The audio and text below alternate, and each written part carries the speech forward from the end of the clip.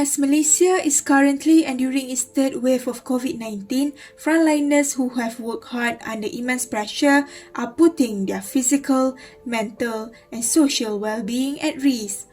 When we talk about frontliners, we often refer the title to doctors, nurses, and medical assistants. But did you know that journalists are a part of them too?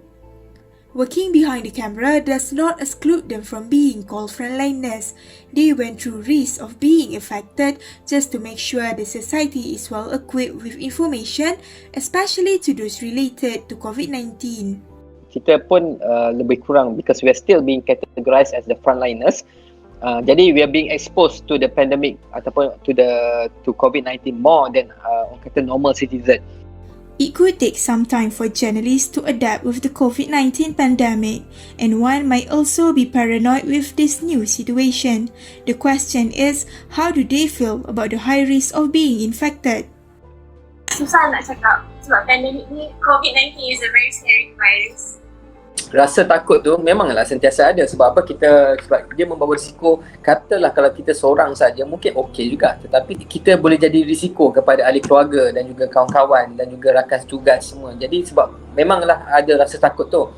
Covering the pandemic is still the same as covering news macam biasa, but yeah, you have to understand you're exposed to risk, but also you have to take care of yourself. So whatever you do is macam sama je lah, macam tadi you SOP, so you quarantine yourself. So I think I have had to be quarantined more than twice juga lah. Being a journalist, meaning that you are putting yourself in the red zone. However, there are a lot of questions circulating on how do these journalists work during the crisis while serving as a frontline. Apabila dia expose, kadang-kadang dia akan lahirkan rasa anxiety ataupun panic attacks. Jadi dia rasa macam takut kalau dia yang kena. Jadi benda itulah yang akan mempengaruhi ataupun dia akan memberi kesan kepada kita punya mental dan sebagainya. Mental health of the people, citizens, dah naik significantly. That includes as journalists, sebab orang are exposed to this whenever we're out. Journalists out there, when they go on ground, it's much riskier compared to before. But it doesn't stop us to actually go at the center of ground zero, for example the MCO area. Not to say we would have to be inside the MCO area, but we try to get the stories out.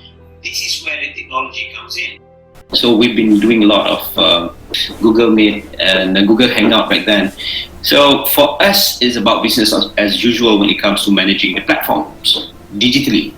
Before this, we quite skeptical about working from home. How's the productivity going to be like? And the rest, right? This is the best part.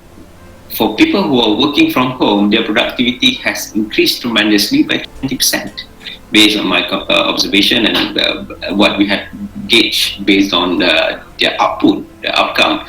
So to say that that's the new norm, that we somehow enjoying it now. We often notice that journalists work very closely among each other, and this norm could have been a higher chance for them to get affected. Therefore, how do they work and follow the SOPs at the same time? Most of our conversations are like, okay ke kita semua kumpul ni? Is that the first question that we're gonna ask, and the next thing macam so we're gonna like, okay, no, we practice precaution. Someone will make it like, oh, I brought sanitizer. So we have to take care of each other. So with that conversation, macam knowing that everyone is aware of each other's well-being. So that paranoia goes away. Memang kita yang pilih career ni. Jadi dan kita perlu sedar bahawa career ni dia bukan sekadar duduk pejabat, dia datang dengan risiko dia sendiri. Jadi macam mana pun kalau awak pilih untuk jadi wartawan, untuk berkecimpung dalam media, terutamanya bahagian-bahagian macam ni, maka anda kena terima hakikat bahawa risiko tu tetap ada, bahaya tu tetap ada. Because at the end of the day, we need to get the stories out. The journalists are taking calculated risks and trying not to put themselves in unnecessary dangers during this crisis.